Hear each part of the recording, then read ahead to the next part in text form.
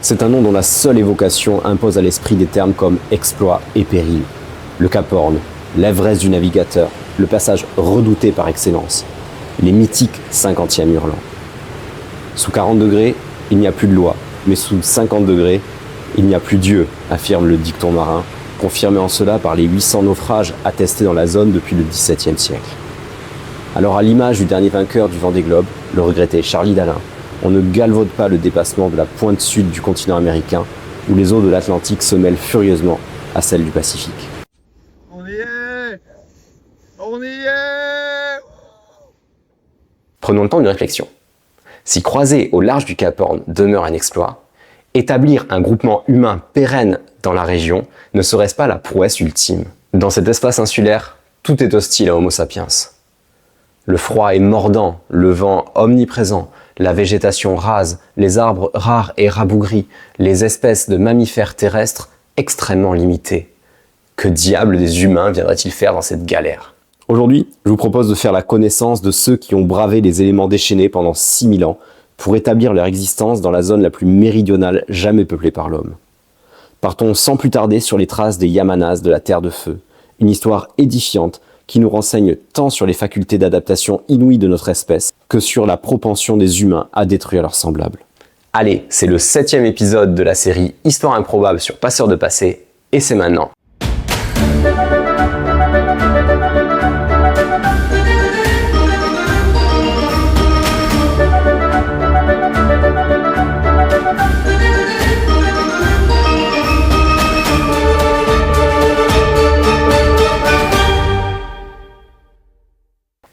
Mes excuses auprès de ceux qui, voyant le titre de ce chapitre, s'attendaient à voir Adriana Carambeu. Ce n'est que moi. Il flotte dans l'air depuis un certain temps un débat sur les limites humaines dans lequel les considérations idéologiques l'emportent parfois allègrement sur les éléments scientifiques. Vivons-nous un temps d'essor des performances humaines qui nous amène vers des sommets inimaginables il y a 1 ou 2 générations, ou à l'inverse, sommes-nous une version décrépite des hommes d'antan qui cache tant bien que mal la décrépitude d'Homo sedentarius derrière les performances remarquables de quelques athlètes ou explorateurs d'exception méthodiquement préparés. Les tenants de la première école pointent à raison les records sans cesse repoussés dans les différentes disciplines. Pensons au marathon ou au saut à la perche dernièrement, ou encore l'allongement de l'espérance de vie. Certains radicaux de la foi en l'homme moderne, biberonnés au transhumanisme, rêvent même d'immortalité, voire projettent une humanité augmentée. La vie de laboratoire de Brian Johnson, autant que les Enhanced Games du 24 mai 2026, constituent des traductions radicales de cette vision. Côté « c'était mieux avant », on pointe volontiers les problématiques modernes de fertilité, autant que la baisse avérée des taux de testostérone chez l'homme. Dans la version la plus poussée de la thèse, on trouve les travaux de l'anthropologue Peter McAllister, affirmant par exemple, sur la base d'empreintes de pas fossilisées retrouvées en Australie au début de ce siècle, que les humains de la préhistoire couraient à une vitesse comparable à celle du Usain Bolt. La seule étude publiée sur ce site contredit la position du chercheur, mais indéniablement, les squelettes exhumés de nos ancêtres de la préhistoire laissent imaginer des hommes et des femmes à la stature et à la force remarquables, ainsi que le présente Clotilde Chamussi dans cet épisode de Passé sauvage que je vous mets en haut de l'écran.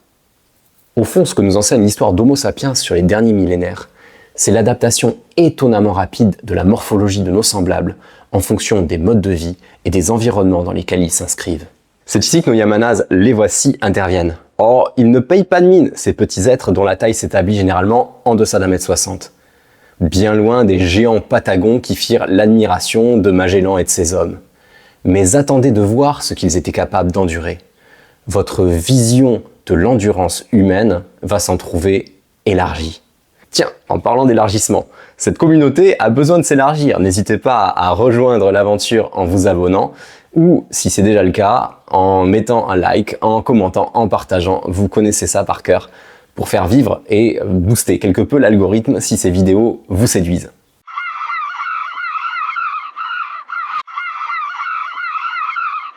On ne réalise pas toujours à quel point la région de la Terre de Feu, à cheval sur l'Argentine et le Chili, est australe.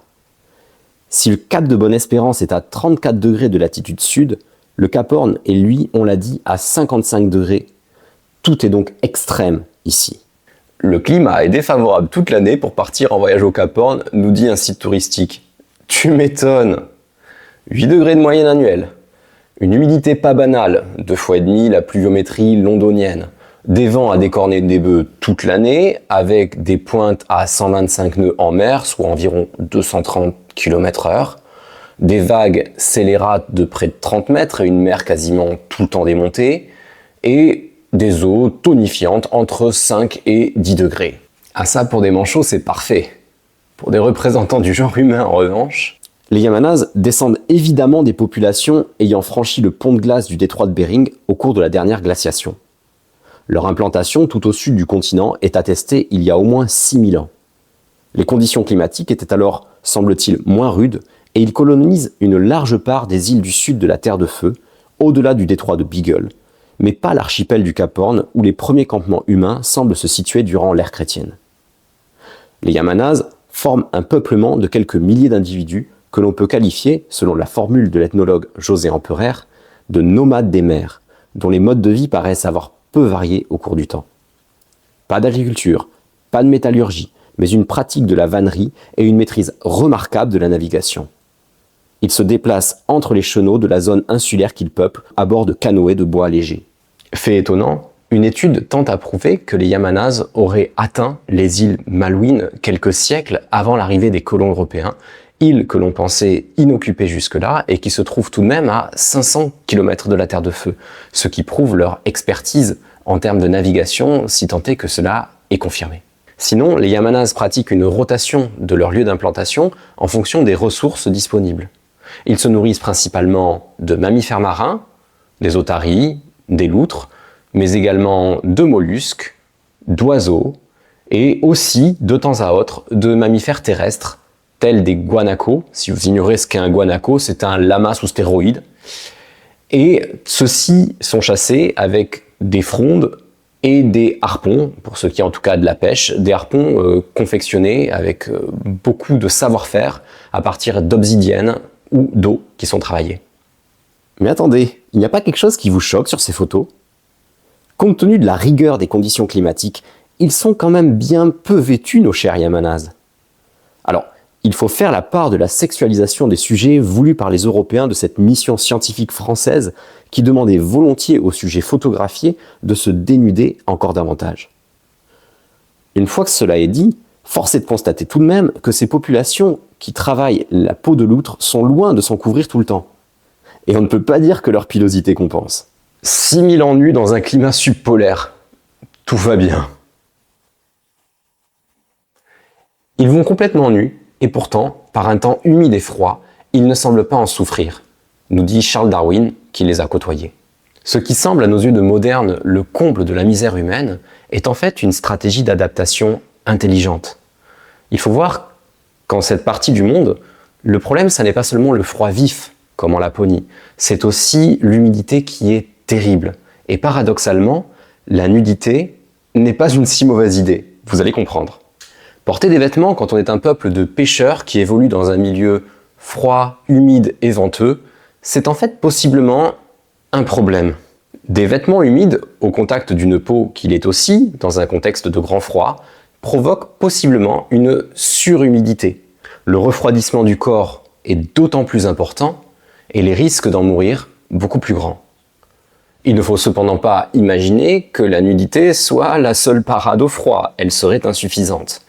Les Yamanaz enduisent leur corps de graisse animale régulièrement.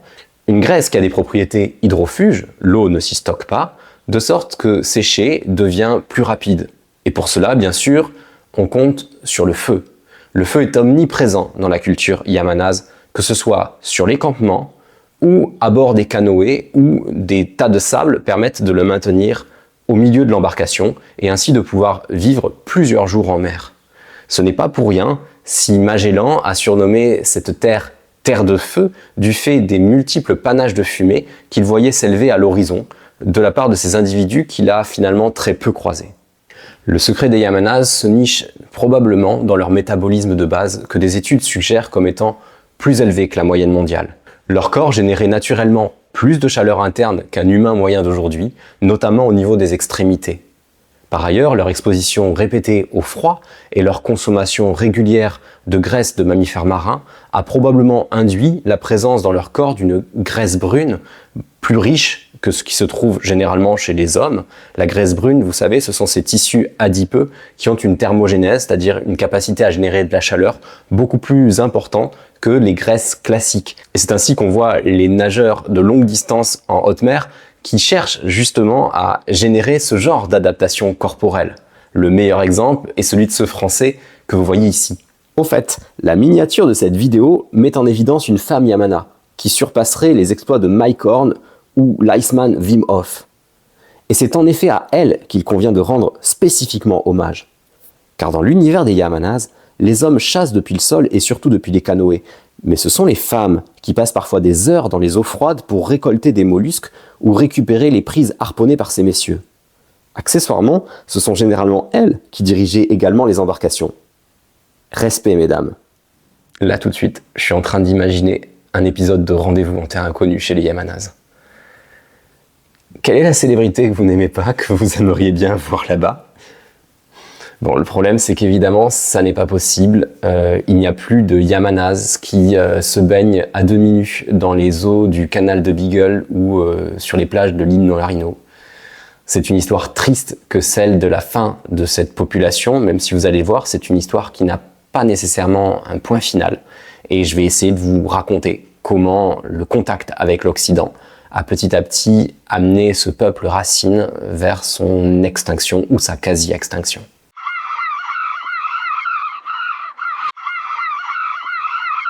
Vous êtes à cet instant en train d'observer un trésor humain vivant. Oui, c'est le titre que l'UNESCO a décerné à cette vénérable mamie en 2009. Depuis, hélas, cette si précieuse Cristina Calderón ne l'est plus vivante, emportée par le Covid en 2022, alors qu'elle était la dernière locutrice de naissance de la langue yagane. Cet isolat linguistique, comportant des dizaines de milliers de mots, dont une quantité impressionnante pour décrire la neige, les plages ou l'état de la mer, avec un niveau de subtilité qui échapperait à des personnes telles que nous, menacées par une autre forme d'extinction, l'extinction de l'expérience de nature. Déroulons maintenant la frise chronologique pour comprendre les étapes qui scandent l'effondrement de la culture yagane. Ce n'est pas tellement au XVIe siècle que les choses se jouent, car le caractère inhospitalier du territoire des Yaganes et la faible quantité de ressources apparentes font que les Européens ne s'attardent pas sur cette zone du cône sud de l'Amérique du Sud. C'est au XVIIe, XVIIIe siècle que les premiers contacts significatifs interviennent, mais ils sont très épisodiques et on a du mal à les caractériser car on a des moments de violence et d'autres moments plutôt marqués par de la curiosité et du troc entre les Européens et les peuples premiers qui se trouvent dans la zone. Le XIXe siècle change complètement la donne. Des missions à visée scientifique et exploratrice, comme celle de l'anglais Fitzroy dans les années 1830 ou celle des Français dans les années 1880, se font plus intrusives. Les présupposés raciaux font de ces sauvages du bout du monde la version la plus arriérée qui soit de l'humanité. Le jeune Darwin, qui accompagne la deuxième expédition de Fitzroy, a des mots très durs à l'endroit des Yaganes. Jeunes individus ramenés en otage, exhibitions de squelettes Yaganes dans des musées ou de natifs dans des zoos humains accompagneront ce récit honteux. Mais de cela, les Yaganes auraient largement pu se remettre. Bizarrement, c'est moins évident concernant les missions évangélisatrices. Celles-ci entendent faire de ces sauvages de bons chrétiens en les regroupant, en les éduquant et en les vêtant à l'européenne.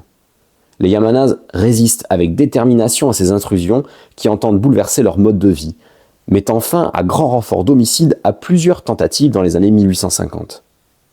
Un peu plus tard, avec l'arrivée de la famille Bridges, implantée à Ushuaia et authentiquement curieuse des peuples autochtones, la confiance s'instaure, la dynamique change et une bonne partie de la population en vient à se regrouper autour de lieux régis par les Européens. Sauf que c'est précisément à ce moment-là que ce qui fut le lot de tous les peuples précolombiens leur tombe sur la tête, le mortel choc microbien, sous la forme principalement d'une épidémie de rougeole ravageuse dans les années 1880. Et comme un malheur n'arrive jamais seul, les années 1880 sont également marquées par un renforcement de la pression que les Européens imposent sur les ressources alimentaires des Yamanas. Ce sont les moutons, d'une part, qui prennent de plus en plus de pâturage. Or, Pour laisser paître ces moutons, les Européens ont tendance à abattre des guanacos, qui sont un des animaux que chassent les Yamanaz. Et plus grave encore, des navires baleiniers s'aventurent de plus en plus nombreux dans le canal de Beagle, à la recherche notamment d'otaries à fourrure. Et on touche là, évidemment, à la base des ressources alimentaires de cette culture. Et puis c'est un fait assez méconnu, mais à partir de 1883, on trouve de l'or en terre de feu. Ce qui provoque une ruée vers l'or, édition sud-américaine, à partir du milieu des années 1880. Ce sont essentiellement des personnes venues d'Europe de l'Est, comme le sinistre Julius Popper, qui interviennent alors, usant de toutes les méthodes possibles pour se débarrasser des peuples fugiens. Pour ces hommes sans foi ni loi, les natifs ne sont que des pouilleux, des gêneurs, des voleurs de bétail. On mène des massacres systématiques à grande échelle, on récompense qui rapportera un trophée témoignant des exactions perpétrées. Les Selknam de la grande île de la Terre de Feu en sont les principales victimes, mais les Yamanaz ne sont pas épargnés et leur territoire est alors largement investi. En 1900, sur les 3000 Amérindiens de la région du Cap Horn que l'on comptait encore en 1880, il n'en reste plus que 200. Au XXe siècle, le métissage, l'acculturation, l'alcoolisme, les discriminations systématiques qui font que les familles n'enseignent plus la langue maternelle à leurs rejetons font le reste. Dans les années 1970, le dernier Yagan non métissé meurt. Et évidemment, plus récemment, la disparition de Cristina Calderón est un choc symbolique extrêmement fort. Si quelques centaines d'individus se réclament encore de la culture yamana, le canal de Beagle, autour duquel s'organise l'essentiel de ces communautés, est désormais une frontière entre l'Argentine au nord et le Chili au sud, qui fait qu'il y a une coupure politique entre une partie de ces populations. Petite touche d'optimisme toutefois. C'est au moment où elle semblait condamnée que l'identité Yagan s'affirme de nouveau. Les communautés autochtones ont ainsi eu récemment à faire entendre leur voix pour empêcher l'implantation d'élevage de saumon très polluants dans les chenaux du sud de la Terre de Feu. Ils l'ont fait avec succès. Tout espoir n'est donc peut-être pas perdu.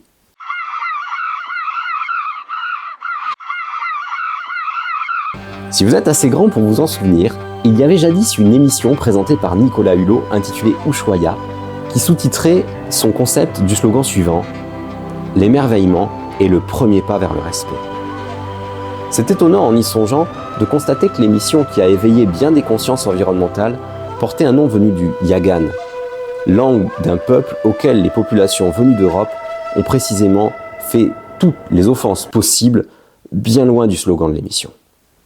Au moment de conclure, il convient, je crois, de tirer deux enseignements de l'histoire des Yamanaz. Le premier serait de ne pas désespérer de notre capacité, face au dérèglement climatique, de nous adapter. Car on le voit avec cet exemple, nous avons manifestement en tant qu'espèce des ressources assez inouïes pour vivre dans des conditions qui paraissent sur le papier totalement inadaptées à notre survie. Le deuxième enseignement est beaucoup moins optimiste. Il consiste à voir que dans cette affaire, comme dans beaucoup d'autres, l'homme a été un loup pour l'homme, selon la formule consacrée de Hobbes. Ce qui laisse entendre, malheureusement, que le dérèglement climatique ne sera peut-être que la toile de fond d'une humanité qui s'épuisera dans ses propres luttes fratricides et insensées. Allez, sur ces belles paroles, je crois qu'il est l'heure de notre bain froid, même s'il va falloir tenir un bon moment dans la baignoire pour égaler les Yamanaz. Alors si la souffrance devient trop insupportable, n'hésitez pas à la sortir du visionnage d'une des vidéos qui s'affichent sur cette page. Je vous dis à très bientôt sur Passeur de Passé.